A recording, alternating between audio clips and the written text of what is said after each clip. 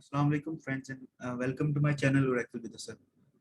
अच्छा, आज की जो वीडियो है बेसिकली उसके अंदर हम लोगों ने असाइनमेंट ऑपरेटर देखना है। बेसिकली हमने वहाँ पे PL/SQL वाले में पढ़ा हुआ है। अब हम देखेंगे उसको हम फॉर्म्स में कैसे यूज करते हैं। अगर मैं थोड़ा सा आपको रिकैप दूं तो अगर मैं एक वेरिएबल बना लेता हूँ, जैसे मैं कहता हूँ एक वेरिएबल है नंबर टाइप का, ठीक है।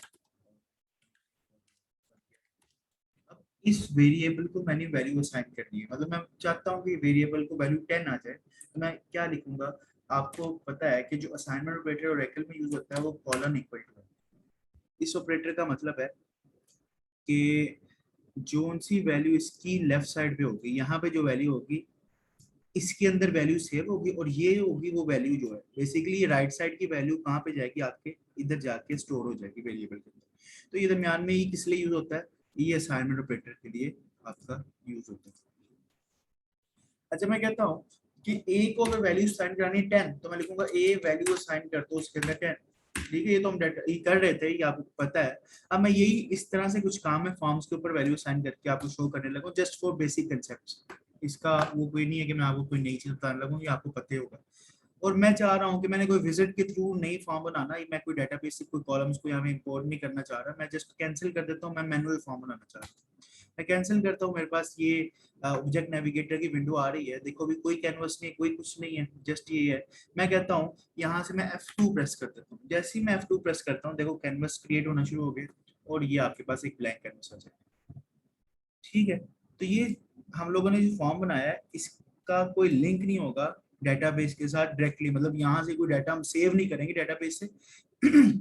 वैसे हम डेटाबेस के साथ कनेक्ट कर सकते हैं, कोई वैल्यूज लेके आ सकते हैं, पर इंसर्ट करने के लिए मैंने कहा भी कोई हमने लिंक नहीं किया, इसलिए मैंने मैनुअल फॉर्म बना लिया। अच्छा, यहाँ पे मैं क्या करता हूँ सिर्फ समझाने के लिए, यहाँ पे एक टेक्स्ट फील्ड ले लो, ठीक है। और ये जो टेक्स्ट फील्ड आई है ना, अब पहले थोड़ा सा ये जिसका लेआउट है उसके ऊपर भी बात कर ले। ये टेक्स्ट फील्ड आपको नजर आ रही होगी कुछ अंदर को गई हुई है टेक्स्ट फील्ड, ठीक है। और अगर मैं देखूं तो ये अच्छी भी नहीं लग रही, ये फॉर्म के अंदर अंदर को शो हो रही है। तो मैं क्या करता हूँ, मैंने कहा था इसकी प्रॉपर्टीज होती है, हर हर जो बेसिकली ऑब्जेक्ट होता है यहाँ पे उसकी प्रॉपर्टीज होती है। आप राइट क्लिक करके प्रॉपर्टी पैलेट पे जाते हो, इसकी क्या खुल जाती है, यहाँ पे प्रॉपर्टीज खुल जाती है। आपने कौन सी प्रॉपर्टी ढूंढनी है इसकी, ये जो प्रॉब्लम मैं बता रहा हूँ कि अंदर को गई हुई है फील्ड, उसके लिए आपको यहाँ पे प्रॉपर्टी मिलेगी एक। आप वैसे नीचे जाके भी देख सकते हैं, बेवल के नाम की प्रॉपर्टी होगी, ये देखो यहाँ पे। अगर आप ऐसे नीचे जाना नहीं चाहते, ये ऊपर सर्च का है फाइंड का, तो आप यहाँ पे लिख सकते हैं बेवल, तो आपको ये प्रॉपर्टी यहाँ पे मिल जाएगी। देखो ये क्या है, लोड। लोड का मतलब है कि मेरी टेक्स्ट फील्ड अंदर को गई हुई है, ठीक है। अगर मैं यहाँ पे कह देता हूँ रेज्ड, अब आपको कलर व्हाइट है लेकिन आपको अगर सही से नजर आ रहा है तो ये थोड़ा सा बाहर को निकली हुई है टेक्स्ट फील्ड रेस्ट पे। अगर मैं कह देता हूँ नन, ये नन के ऊपर क्या हो गया, ये मिल गई है आपकी बैकग्राउंड की स्क्रीन से, बिल्कुल ऐसे नहीं पता चल रहा है कि ये सेपरेट चीज है ये नहीं। और अगर मैं दोनों का कलर भी सेम कर देता हूँ, जैसे मैं ये बैकग्राउंड का आगे कलर जरा चेंज करता हूँ और यहाँ पे आगे कहता हूँ कि भाईजान यहाँ पे मैं इसका व्हाइट करूँ, तो आपको पता भी नहीं चल रहा कि यहाँ पे टेक्स्ट फील्ड भी पड़ी हुई है। नन से मैंने ये चीज किया, मैंने कहा नहीं नहीं ये ना मुझे बताओ मेरे लिए बेस्ट कौन सी है जो सूटेबल है। वो यहाँ पे आप बाकियों को भी ट्राई कर सकते हो, मेरे लिए जो बेस्ट है वो क्या है, प्लेन। और जैसे मैं प्लेन कहता हूँ इसकी एक अच्छी लुक आने लग गई है, ये अगर फॉर्म के ऊपर रहेगी तो अच्छा इंटरफेस देगी। मैं तो ठीक है, ये तो बड़ी अच्छी बात हो गई है। अब मैं कहता हूँ यहाँ पे टेस्टिंग के लिए मैं यहाँ पे कह देता हूँ ये मेरा जो सेक्शन है ये आउटपुट का सेक्शन है, ठीक है। और मैंने आउटपुट लिखा है, आउटपुट बड़ा छोटा है, मैं इसका यहाँ से साइज इंक्रीज कर लेता हूँ, लेट्स से 24 करता हूँ। मैं कहता हूँ मुझे इसका ये पसंद नहीं आया, तो मैं यहाँ से एरियल सेलेक्ट कर लेता हूँ और लेट से बोल्ड भी कर लेता हूँ। ये मैंने कहा सपोज करते मैंने कहते ये आउटपुट का सेक्शन था, सिंपल है। मैं अगर इसको रन करता हूँ, और मैंने बताया था ये स्लो रन होगा क्योंकि इस पे स्मार्ट बार लगी होती है, जिसने मेरी लास्ट वीडियो देखी है उसको इस कंसेप्ट का पता चल गया होगा। मैं उस स्मार्ट बार को खत्म कर रहा हूँ ताकि मेरा फॉर्म जल्दी रन हो जाए। मैं इसकी मॉड्यूल की प्रॉपर्टी पे जाता हूँ, ये देखो यहाँ पे मेन्यू मॉड्यूल में डिफॉल्ट एंड स्मार्ट बार है, मैं स्मार्ट बार को आपके खत्म कर देता हूँ। और अब मैं फॉर्म को क्या करता हूँ, रन। और वो कहता है मुझे ये बता दो किसी एक यूजर के हिसाब से जिससे आप रन करना चाहते हो। मैं कहता हूँ तुम ऐसा करो, तुम स्क्वाड के साथ रन कर लो, ठीक है। ये मेरा क्या आ गया, आपका आउटपुट आ गई। और यहाँ पे आपके मैं कुछ भी लिखता हूँ, लेट से मैं आउटपुट पे लिखता हूँ अली। देखो एक चीज देखने से ही आपको पता चल रही है कि मैंने एक इतना बड़ा उसका साइज रखा टेक्स्ट फील्ड का, बाहर जो इसका नाम था ये भी इतना बड़ा रखा, लेकिन जो अंदर चीज लिखी जा रही है वो देखो उसका साइज क्या है। तो अगर आप किसी को ऐसे बना के देते हो तो वो कहेगा भाई आप मुझसे मजाक कर रहे हो, मतलब ये क्या है कि आपने बाहर भी इतना बड़ा आउटपुट लिख दिया, टेक्स्ट बॉक्स का साइज भी इतना बड़ा, लेकिन अंदर लिखा बड़ा छोटा जा रहा है। इसका साइज भी भाईजान इंक्रीज करें जो अंदर का फॉन्ट है। तो उसके लिए आपको क्या करना पड़ेगा, इस वाले की फिर प्रॉपर्टी पे जाना पड़ेगा, आपको फॉन्ट की प्रॉपर्टी पे जाना पड़ेगा। आप ऊपर सर्च भी कर सकते हैं, नहीं तो आप नीचे ले आए इसको, और यहाँ से आपके पास एक प्रॉपर्टी होगी फॉन्ट के नाम से।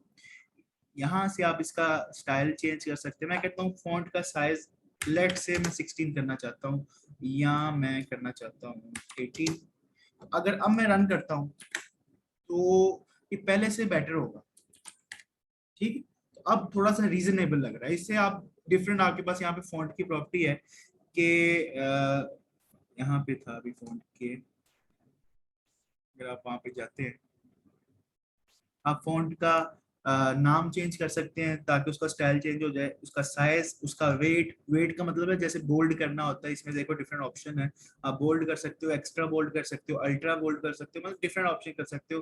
फॉन्ट का स्टाइल चेंज कर सकते हो, इसके दरमियान स्पेसिंग कर सकते हो, नॉर्मल में नॉर्मल आ रहा है आप इसको एक्सपैंड कर सकते हो, मतलब डिफरेंट ऑप्शन है। एक काम अगर ऐसे में सारे ऑप्शन बताने शुरू हो गया एक जो चीज करके, तो इसका मतलब है फिर तो शायद हम एक ही चीज के ऊपर डिफरेंट वीडियोस बनाते रहे, वो काम वैसे ही खत्म नहीं होगा। मेरा काम है आप लोगों के लिए दरवाजा खोलना, मैं कोई एक प्रॉपर्टी यूज करूंगा, उस जैसी जो डिफरेंट प्रॉपर्टीज है आप खुद एक्सप्लोर करो, ठीक है। तो ये बेसिकली क्या था, मैंने एक छोटा सा आपको एग्जांपल दी।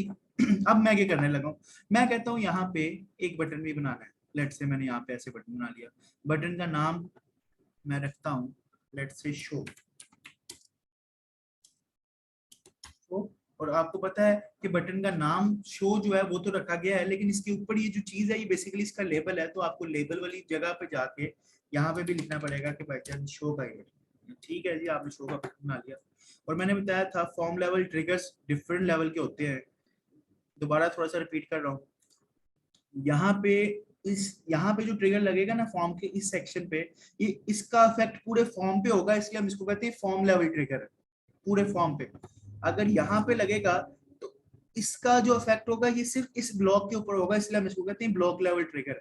अगर मैं किसी स्केली टेक्स्ट आइटम के अंदर जाता हूं, अगर यहाँ पे मैं कोई ट्रिगर लगाऊंगा, इसका मतलब है इसका जो इफेक्ट है सिर्फ ये टेक्स्ट आइटम के ऊपर होगा, इसका मतलब ये आइटम लेवल ट्रिगर है, ठीक है। हम बारी बारी इनको देखेंगे कि क्या होता है। अभी क्योंकि लास्ट वीडियो पे भी मैंने एक व्हेन न्यू बटन प्रेस के ट्रिगर के ऊपर आपको काम कराया था, यहाँ पे भी अभी मैं वही वाला करने लगा हूँ। अच्छा, ट्रिगर्स बेसिकली लगते हैं किसी इवेंट्स के ऊपर।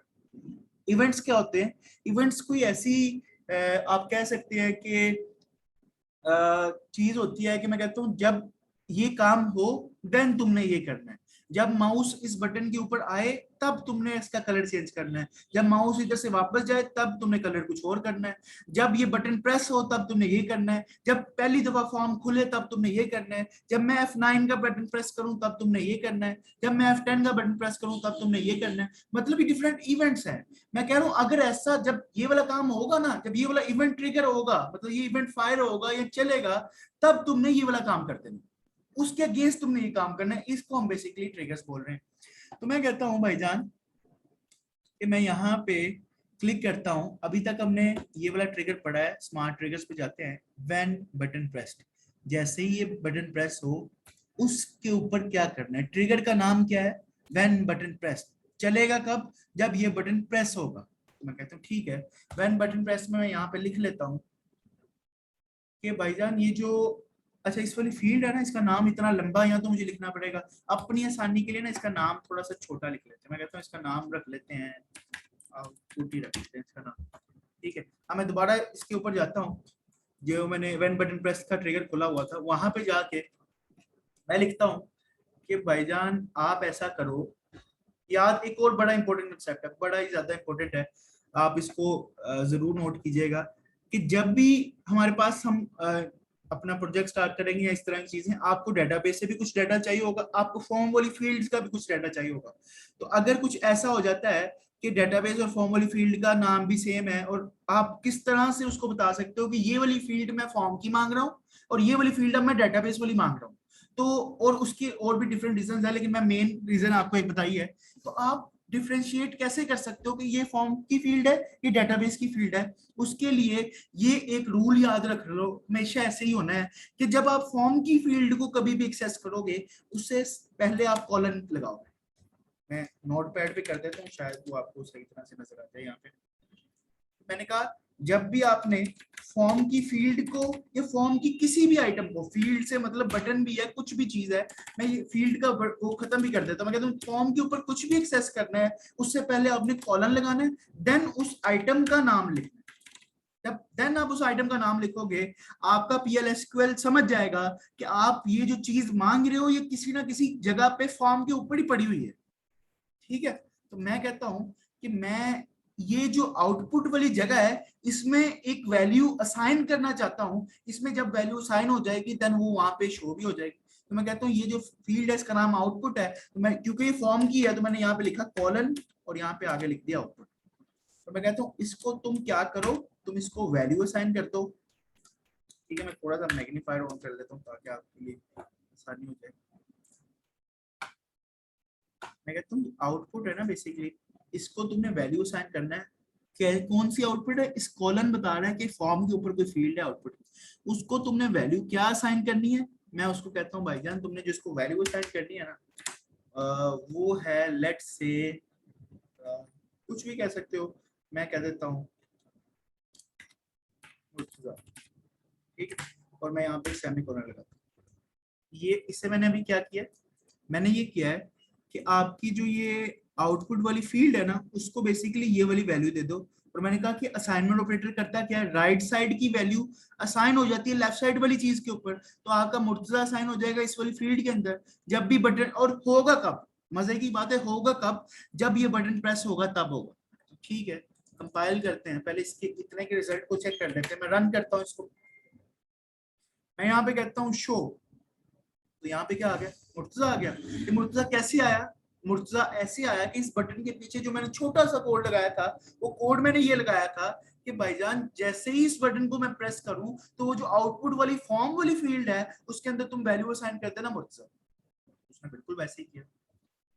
जस्ट आपका कंसेप्ट ठीक करने के लिए और थोड़ा सा आपको बताने के लिए मैं राइट क्लिक करके या इसको कंट्रोल D से इसको डुप्लीकेट करता हूँ। ठीक है, अब मैं कहता हूँ जो साथ वाला बटन बनाया ना, ये तो लेफ्ट साइड वाला था बटन शो का, ये मैंने क्लियर का बटन बनाना है। अच्छा देखो, अगर ऐसे का कोई सिचुएशन आ जाती है, बजाय कि आप ये माउस से पकड़ के लगे हो कि मैं इसके इक्वल टू रख दूं, कभी ऊपर आएगा कभी नीचे आएगा, इससे अच्छा है कि ये टूल्स कुछ इसने ऊपर दिए, आप इनको यूज कर सकते हो। मैं दोनों को सिलेक्ट करता हूँ और मैं अगर ये टॉप वाला टूल सिलेक्ट करता हूँ, ये दोनों देखो एकदम इक्वल आ गया। अगर ये कुछ इस तरह से होता ऐसे, और मैंने इसको इस तरह से इक्वल करना था, तो मैंने तब भी इन दोनों को प्रेस करना था, तब इस साइड वाले टूल्स पे आना था, और मैंने यहाँ पे लाइन लेफ्ट करना था, तब भी ऐसे हो जाना था। तो ये कुछ टूल्स आप इसको खुद भी एक्सप्लोर कर सकते हो, मैंने आपको थोड़ा सा हिंट भी दे दिया। बाकी हम प्रोजेक्ट में बनाते हो, इनको यूज कर रहे होंगे तो आप इसको फिर भी चेक कर सकते हैं। मैं राइट साइड वाले बटन की जाता हूँ, मैं कहता हूँ इसकी प्रॉपर्टी के ऊपर जाओ, इसका लेबल तुम ऐसे करो, चेंज करके तुम कह दो क्लियर रख दो। इसका मतलब होगा मैं चाह रहा हूं कि जब मैं इस बटन को प्रेस करूं मुर्तजा लिखा है, जैसे ही मैं क्लियर के बटन को प्रेस करूं मुर्तजा ना लिखा है, मतलब खत्म हो जाए, खाली फील्ड हो जाए। तो मैं फिर इसके भी क्या करूंगा, इसके व्हेन बटन प्रेस के ट्रिगर पे जा रहे हैं जी हम, जैसे ही व्हेन बटन प्रेस के ट्रिगर में जा रहे हैं, जो क्योंकि मैंने कॉपी किया था इसलिए यहाँ पे लिखा आ रहा है, तो मैं कहता हूँ जो आउटपुट पे पहले तुमने मुर्तजा शो कराया था ना, तुम ऐसे करो, तुम आउटपुट को वैल्यू असाइन करवा दो नल, मतलब कुछ भी ना करवाओ, खाली असाइन कराओ। तो क्या होगा इससे, मैं इसको रन करता हूँ, जैसे ही मैं शो को प्रेस करता हूँ यहाँ पे मुर्तजा आ रहा है, जैसे ही मैं क्लियर को प्रेस करता हूँ मुर्तजा गायब हो रहा है, फिर मुर्तजा आ रहा है, खत्म हो रहा है। तो ये जैसे आप ऑन ऑफ कर रहे हो किसी लाइट को, चला रहे हो बंद कर रहे हो, चला रहे हो बंद कर रहे हो, इस तरह से कर सकते हो। और मैंने कुछ भी नहीं किया, मैंने जस्ट इसको वो किया है, क्या नाम है इसका, वैल्यू असाइन की है, और कुछ भी नहीं किया। और बेसिकली वीडियो भी इसी वजह से थी कि मैं आपको बता दूं कि आप किस तरह से वैल्यू असाइन कर सकते हो किसी भी, ये तो जैसे मैंने अभी टेक्स्ट फील्ड में कर लिया, आप किसी भी जगह पे कर सकते हो, असाइनमेंट का तरीका ये है। आई होप ये वाली वीडियो इतनी इनफ है। नेक्स्ट वीडियो में हम लोग चेक करेंगे कि सिलेक्ट इनटू स्टेटमेंट को हमने वहां पे तो यूज किया है, फॉर्म पे किस तरह से यूज कर सकते हैं उसका नेक्स्ट वीडियो में उसकी डेमोन्स्ट्रेशन करेंगे। ओके, इस वीडियो के लिए अल्लाह हाफिज।